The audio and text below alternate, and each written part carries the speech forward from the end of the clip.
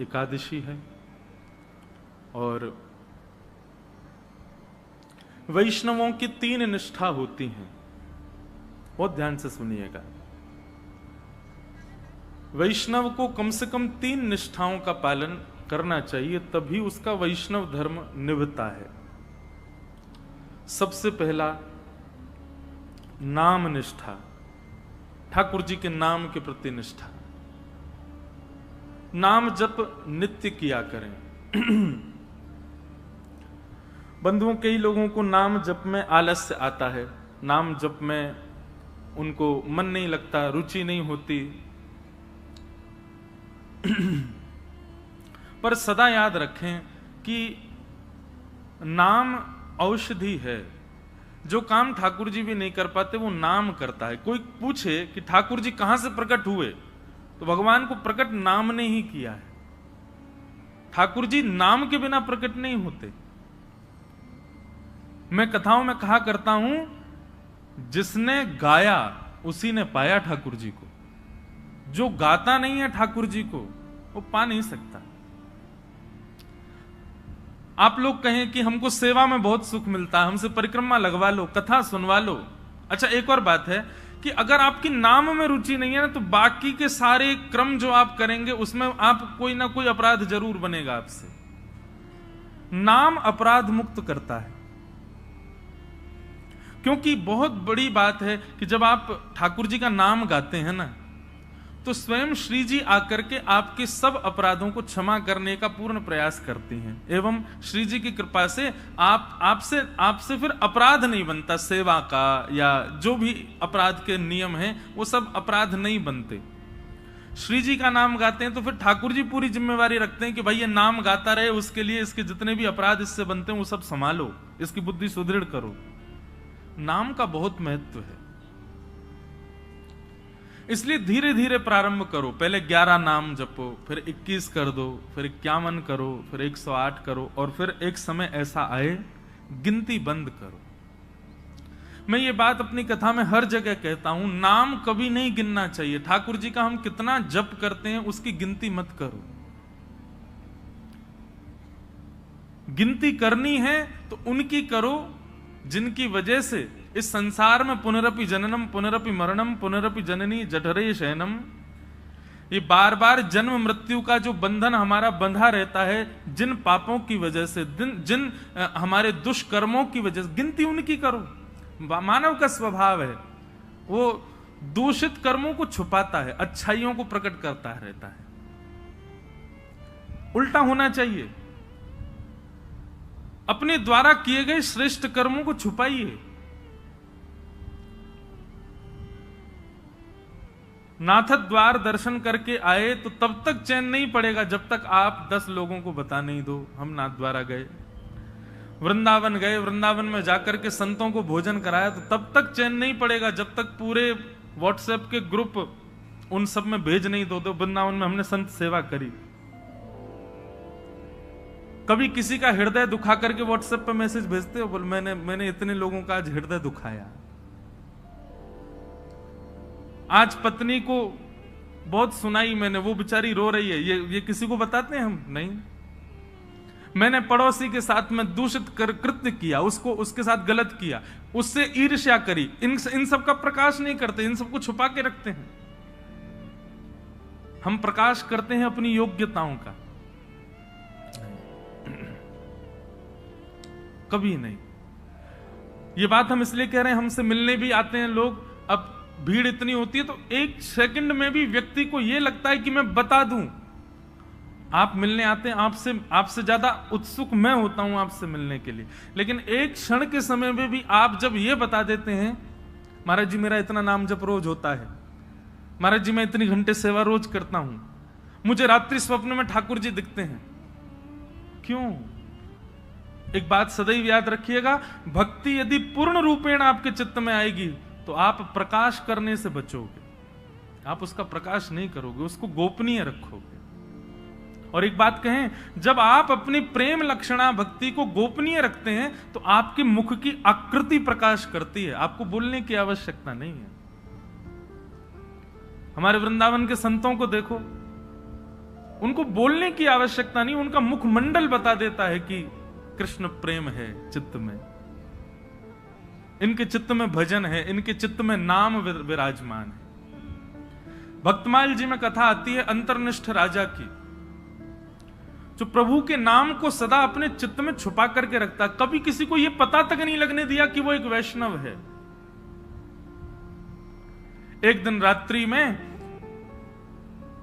सोते सोते उसके मुख से स्वप्न में ही निकल गया, सुसुप्ता अवस्था में निकल गया, हां राम।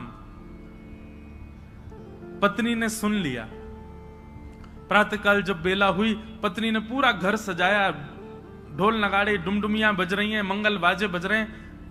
राजा उठ करके आश्चर्यचकित हो गया, इतने मंगल गान क्यों हो रहे हैं। राजा ने जाकर के पत्नी से पूछा ये सब क्या चल रहा है। बोले कि मुझे तो अब तक लगता था कि आप भक्त हो ही नहीं, पर मुझे अब पता चला आप तो अंतर्निष्ठ भक्त हो।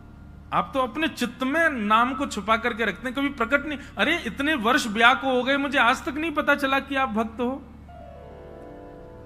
राजा बोला तो हाँ, तो मैं भक्त हूं ही नहीं। बोले कि रहने दीजिए, झूठ मत बोलिए। कल रात्रि स्वप्न की अवस्था में, सुसुप्ति अवस्था में आपके मुख से निकला हा राम।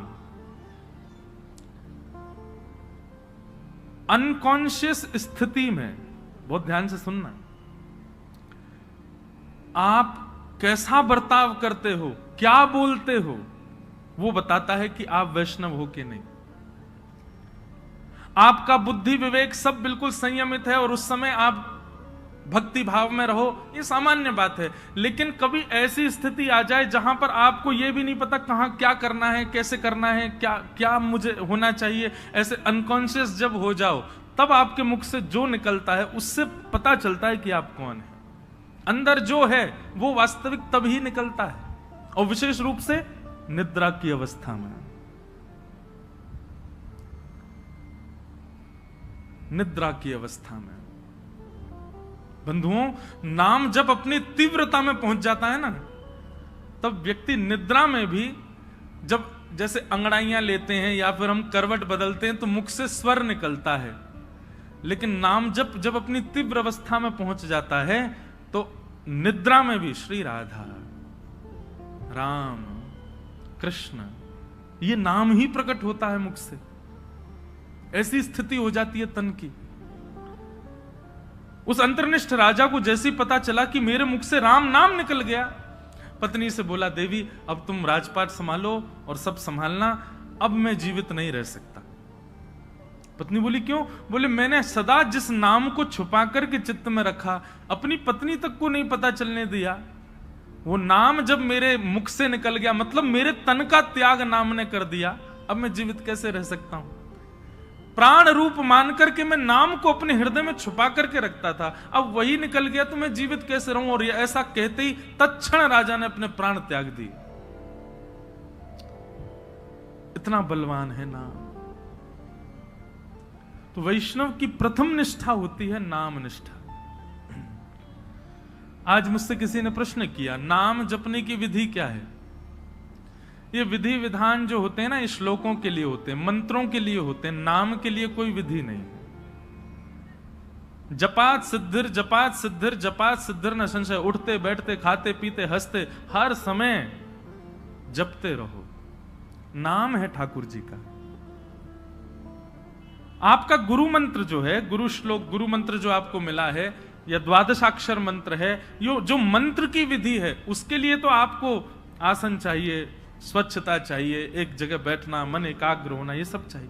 पर नाम तो आप हर समय जप सकते, हर समय हर क्षण।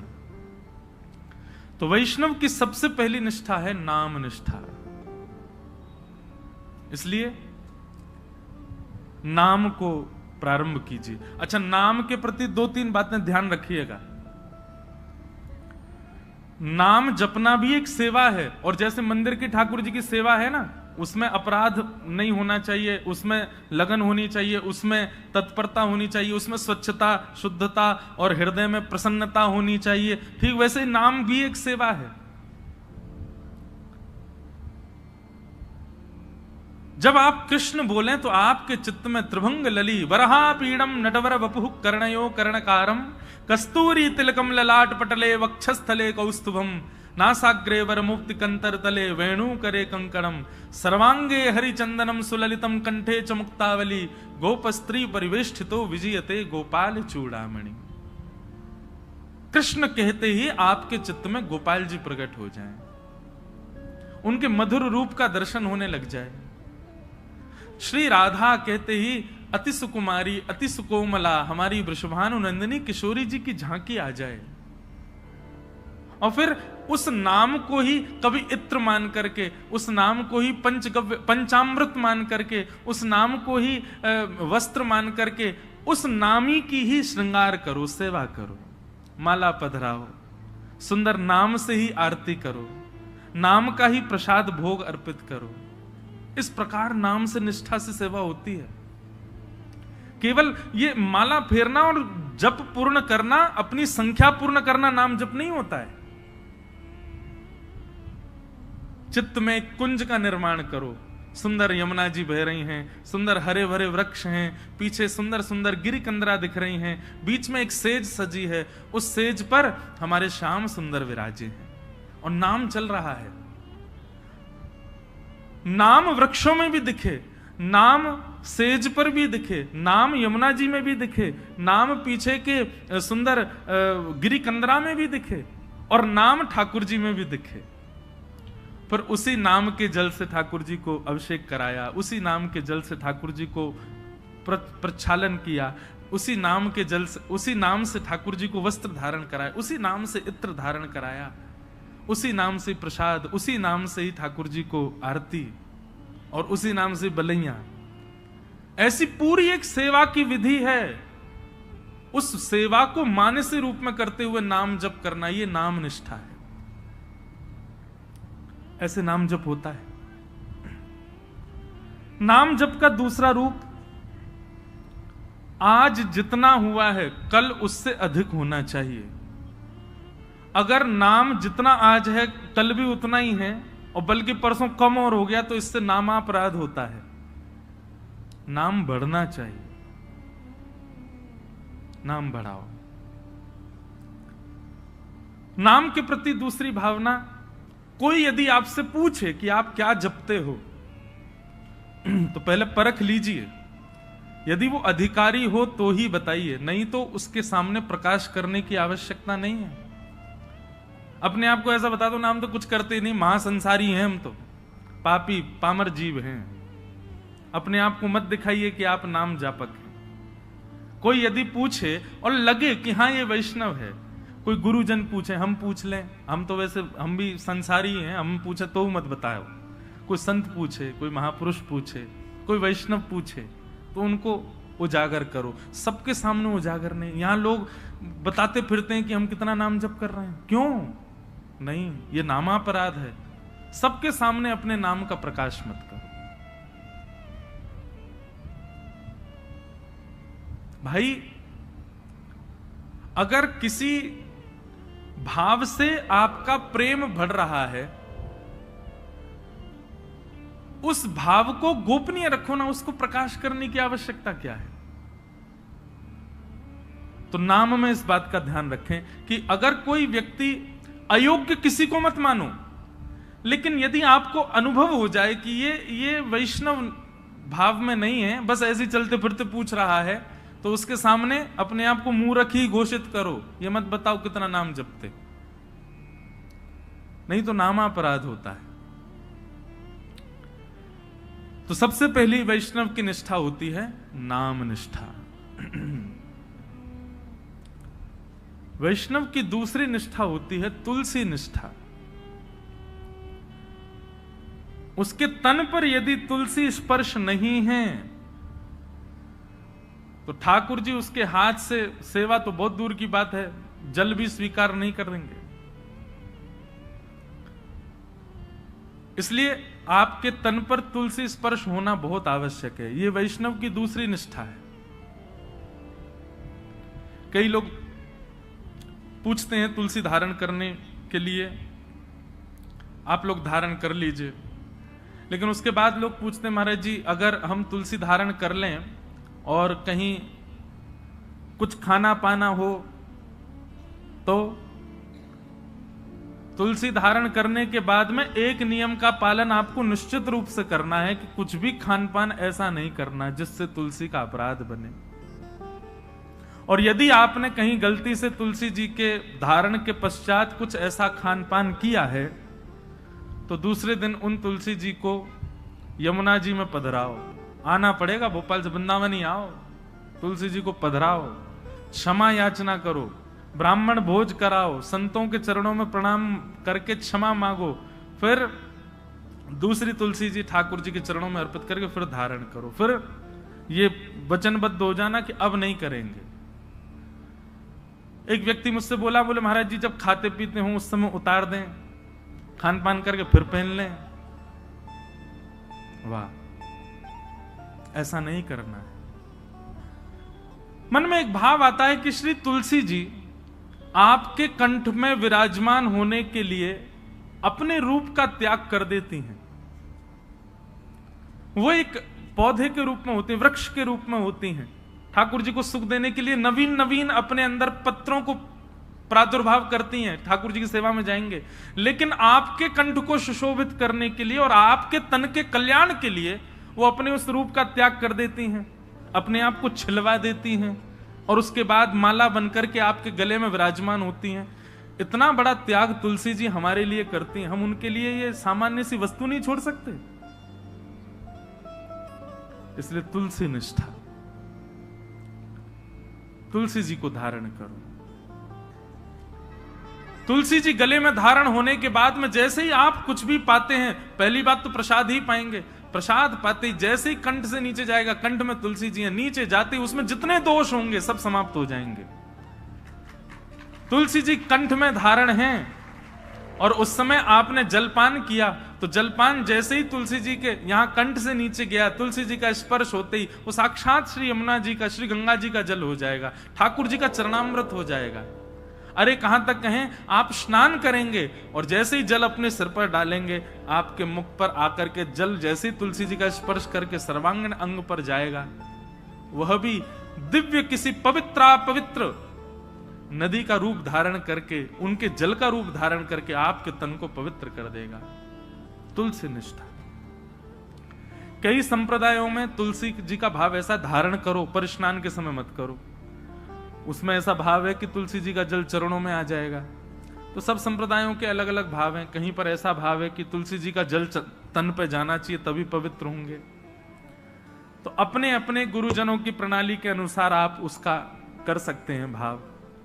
कई मन में भाव रखते हैं कि हम शौचाचार के लिए जाएं तब तुलसी जी को उतार दें। आपके भाव के ऊपर निर्भर करता है, आपका भाव कैसा है, उस अनुसार आप उसका पालन कर सकते हैं। नहीं तो शास्त्र और संतों की आज्ञा तो 24 घंटे आपके कंठ में तुलसी होनी चाहिए। तो दूसरी निष्ठा क्या है? तुलसी निष्ठा। और तीसरी और सबसे विशिष्ट निष्ठा एकादशी निष्ठा। वैष्णव को एकादशी व्रत निश्चित करना चाहिए। एकादशी के दिन अन्न में पाप का निवास होता है और उसके कारण एकादशी के दिन, अब यहां पर भी एक बात आ जाती है, भाव की बात आती है। देखो, भाव प्राधान्य जब हो जाती है ना बात, तो फिर वहां पर नियम नहीं चल पाते। बहुत ध्यान से सुनिए सब लोग।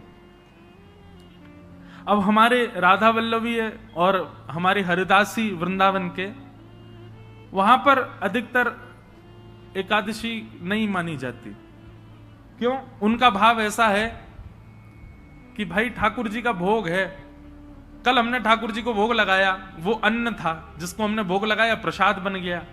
अब आज एकादशी है, हम उस प्रसाद में फिर ये कर रहे हैं कि नहीं आज एकादशी, आज तो हम उसको पा ही नहीं सकते। तो ठाकुर जी का भोग, उसमें एकादशी पर अन्न कैसे हो सकता है? हम प्रसाद को अन्न कैसे मान सकते हैं? इसलिए कहीं ये भाव उत्पन्न ना हो, इसलिए कई हमारे आचार्य चरणों की प्रणाली में भाव से एकादशी का नहीं नियम माना जाता। पर आजकल के मॉडर्न जमाने में करवा चौथ भी नहीं रखती कई माताएं। क्यों? अरे मेरा ब्याह हुआ, मेरा पति इतना फल फूल रहा है, उसके लिए मैं भोजन क्यों त्यागूं? मैं तो खूब रज रज के पाऊंगी। इसलिए माताएं पाती हैं। देखो कितना भी आप पाओ, लेकिन जब करवा चौथ के दिन कोई मां, कोई बहन अपने पति के लिए व्रत करती है, तो एक दिन के लिए किया गया व्रत वो शोभनीय लगता है, सुंदर लगता है, उसमें कोई पीड़ा नहीं, सबको अच्छा लगता। बल्कि माताएं सौभाग्य मानती हैं कि हम व्रत करें। और आजकल तो भाई लोग भी करते हैं पत्नी के लिए। अच्छा है, आप लोग ज्यादा एक्सपीरियंस्ड हो, हमको नहीं पता। लेकिन हमारे लिए तो भैया ये एकादशी जो है ना, हमारे प्रियतम के लिए ये करवा चौथ का व्रत है हमारा। हम अपने श्याम सुंदर रूपी प्रियतम के, अच्छा लोग कहते हैं आयु बढ़ती आदि आदि, जो भी कुछ भी बढ़े ना बढ़े, लेकिन हाँ करवा चौथ का व्रत जब मां करती है तो उसका अपने पति के प्रति प्रेम बढ़ता है। पति को भी लगता है अरे मेरी वजह से बच्चा भूखी प्यासी बैठी सुबह से। भाई सेक्रीफाइस जो होता है ना, ये प्रेम में बहुत आवश्यक है। और अन्न जो है ना, ये हमारे प्राणों को धारण करता है। अगर हम उस अन्न के प्रति एक दिन का सेक्रीफाइस करते हैं तो उसमें कौन सी बड़ी बात है। और भाई ऐसे सेक्रीफाइस यदि अगर रोज करो, सब जानते हैं एकादशी कैसी होती है, कुटू की पकौड़ी, कुटू की कचौड़ी, समा के चावल, मखाने की खीर। अगर व्यक्ति एकादशी वाला फलाहार नित्य करने लग जाए तो 7 दिन में 5 किलो वजन बढ़ जाए उसका। आप बाकी के दिन इतना नहीं पाते जितना एकादशी। और एकादशी के दिन तो कई लोगों को वैसे तो 3 बार पाएंगे, नाश्ता, भोजन, रात्रि भोजन।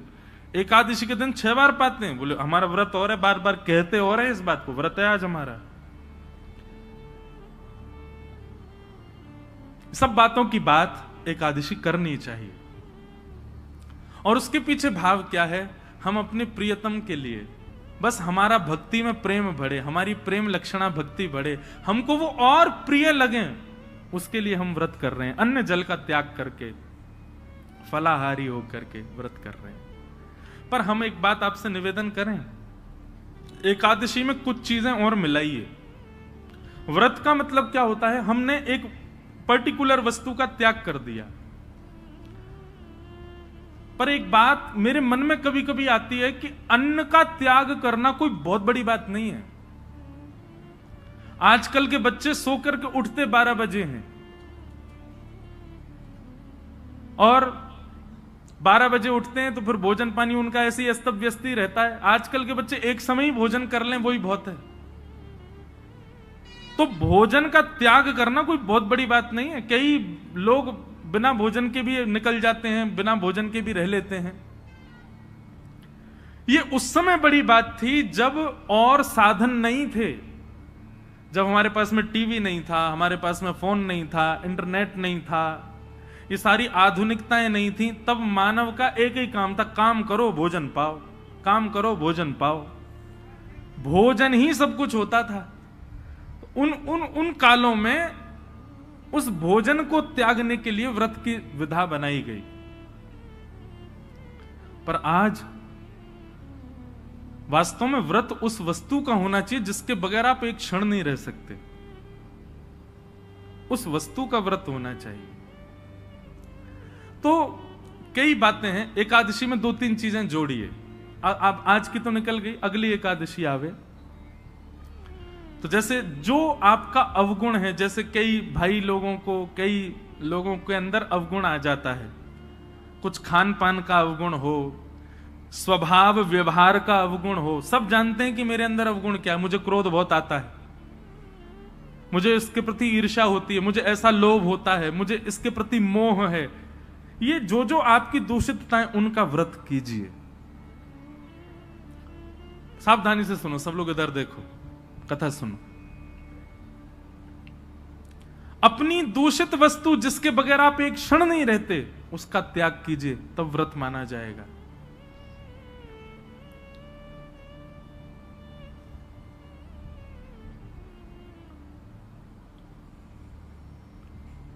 निकालिए, लिस्ट बनाइए, ऐसे कौन कौन सी वस्तुएं हैं जिनके बगैर आप एक क्षण नहीं रह पाते। संसारी वस्तु, उसका व्रत कीजिए, एक दिन व्रत कीजिए।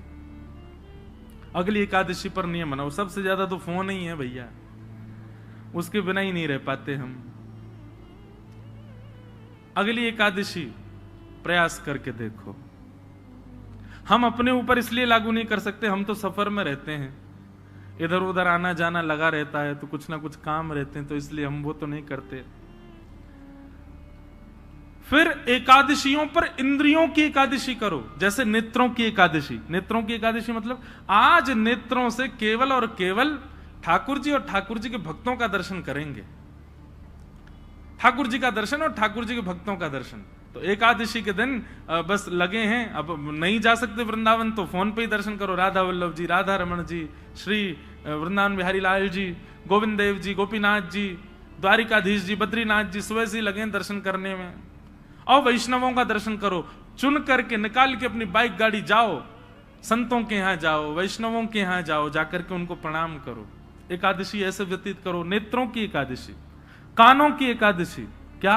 आज इन कानों से केवल भगवत चर्चा सुनेंगे।